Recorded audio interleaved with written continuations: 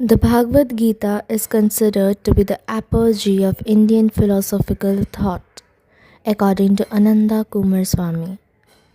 Bhagavad Gita is probably the most important single work ever produced in India.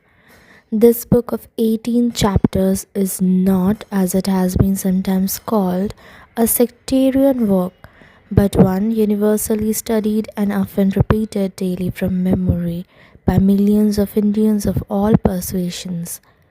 It may be described as a compendium of the whole Vedic doctrine to be found in the earlier Vedas, Brahmanas, and Upanishads, and being therefore the basis of all the later developments. It can be regarded as the focus of all Indian religion. The aim of this new translation of the Bhagavad Gita is to present the book to the world as a manual of Hindu religion and philosophy. The present volume of Bhagavad Gita is unique in many ways. An authentic text in Sanskrit is being added so that the reader has a feel of our Shastras. It has an excellent commentary and word meaning by none other than Swami Nikhilananda, who was a renowned Indic scholar of Ramakrishna order and headed its Vedanta center at New York for long. There has also been included the story of the Mahabharata, which will acquaint the reader of the Gita with its background and with the character of Shri Krishna. The bewilderment many feel at the choice of a battlefield for the unfolding of a scheme of the highest good and liberation will, it is hoped, be removed by a perusal of the story. It has been our constant endeavor to bring out important texts on religion which are long out of print or very difficult to acquire, but are of great significance for their transcendental and intrinsic value. We hope that our present volume will add to the knowledge about Hindu religion and help the reader to comprehend the true spirit of Bhagavad Gita. This was the publisher's note of the book, and I want to clarify one thing, that this is not my book. This is a book that I bought from the store. I liked the book. I liked the author. I'll say I like the translation, right? So I decided to make this video and speak to you all in the same manner, because when I didn't have this book, I had no clue of this book as well. So I wanted to make it through to the people who haven't yet bought it. That's my goal. Foreword. No translation of Plato is definitive. No translation of the Tao Te King. No translation of the Bhagavad Gita. The more searching and impressive a work, the more it is impossible to convey in any one version of another tongue its full meaning. For that reason, the great classics of meditation require ever new translations, and each one adds a facet to the total sense. A new translation is always sufficiently formidable a task to deter anyone lacking in devotion, especially if he is familiar with the labors of his predecessors. A new translation of a great work by a competent scholar is therefore to be received with gratitude. It is especially to be welcomed if he has avoided, as I think Swami Nikhilananda has avoided, the warping of new translations by old.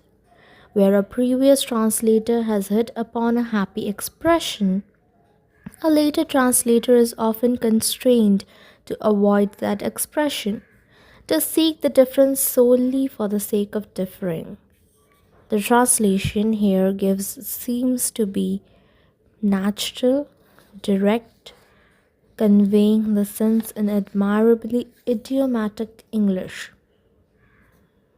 At the same time, there has been no hesitation about using a few Sanskrit terms such as dharma, yoga, maya, essentially untranslatable, whose meaning the reader readily acquires. No one who desires to grasp the spirit of religious aspiration of India can afford to remain unacquainted with this, the Lord's Song. It is, in a sense, the New Testament of Hinduism. It had an important message to a people whose religious ideal tended to be contemplative and mystical, who had the genius to reveal to the world that ultimate goal for thought and reverence, sometimes called the Absolute, the one without a second. Its message was the meaning of action, justification, even of warfare in the light of union with the ultimate. It is therefore the direct answer to those who identify the Indian spirit with that sort of mysticism which involves retreat from the world of affairs.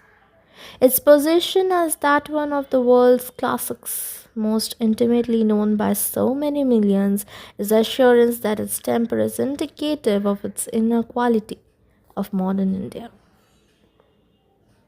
This fact lends a special interest to the commentary which accompanies the text. It is an adaptation from the extended commentary of Shankaracharya, the greatest exponent of the Vedanta system of philosophy in its strictly monastic form. There can be no doubt about the profundity of Sanskar's work. I'm really sorry, Shankaracharya's work, its great philosophical importance, and its permanent message to a world tempted to the distractions of pluralism. In my personal judgment, Shankara missed the peculiar message of the Bhagavad Gita above referred to. His comments attempt to bring the Gita back to the supremacy of meditation over action as the condition of union with God. To scholars, the stuck between differing points of view will add a spice of historical piquancy to the work. To the average reader, the effect of the difference may be confusing. Many of these comments, moreover directed as they are to an Indian of the 9th century of our era, may appear either unnecessary or unenlightening to the man today. If so, let him consider that the service to American scholarship in presenting Shankaracharya's view of the Gita in such close relation to the text will surely justify a hurdle so easily taken. May this majestic poem find its way into the familiar literary friendship of many readers and contribute to the sense of spiritual kinship with the most gifted people of Asia, akin to us both in blood and in language. William Ernest Hawking. Okay, so this is the end of the foreword. I know I read wrong many a times. I skipped some words, I tripped on words, I stumbled, I fumbled, but thank you for hearing it all.